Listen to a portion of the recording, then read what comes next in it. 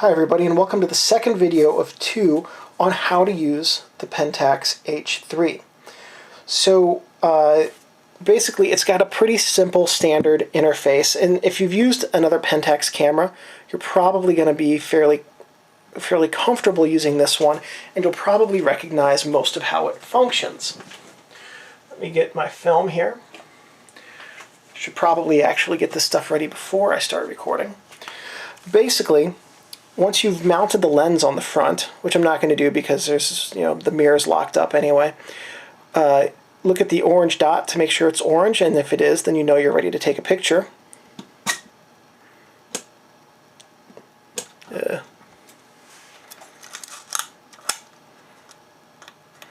That's right. And the other thing is this camera doesn't have an automatic, the mirror doesn't automatically go down on this model, I don't think.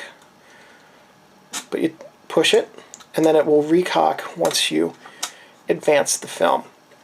So you know you're ready to go with the cocked indicator. Now don't make the mistake I make all the time with my H3V.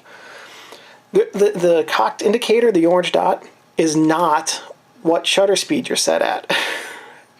Believe me, it's a mess. This black line is. So I went through 2 entire rolls of 36 exposures in one day with my H3V, thinking that the orange dot was the cocked indicator, and everything that I did was off by substantial amounts, and I was lucky that any of the photos turned out, mostly the ones that I made a mistake in the settings with. Then, so next thing we're going to do is we're going to take a look at how to load the film and how to prep the camera for actually taking pictures. Okay, so to load film, we're going to open up the back, make some room in the film reservoir. Going to put the actual 35mm cartridge in, feed it through to here.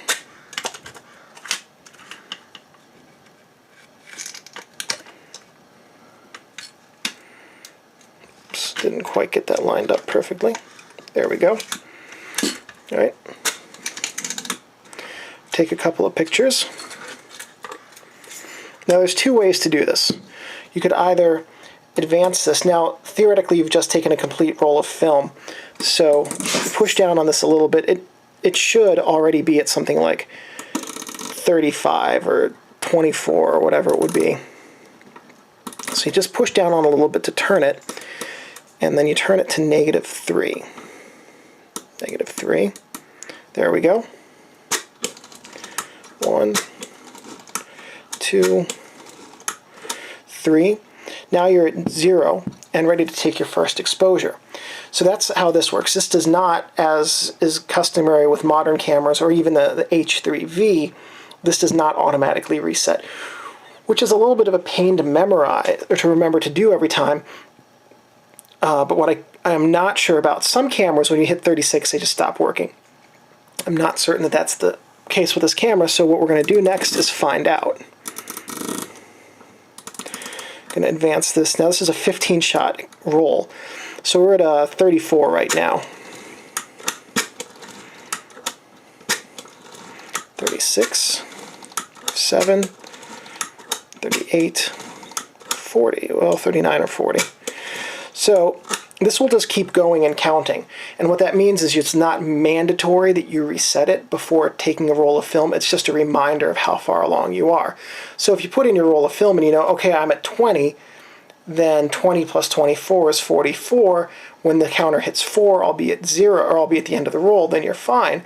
But it is easier just to use it to remind yourself to reset it when you put in a new roll of film. The lens mounts just like a standard M42 lens. If you've seen any of my other M42 videos like the H3V, you just screw it in. Like I said in the first video though, this is the first Pentax camera that has the automatic aperture control. And let's see if I can get a little bit more light in there.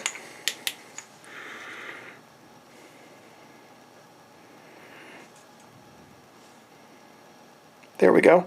You can see the little paddle there on the bottom. When you take a picture, Well, mine's stuck.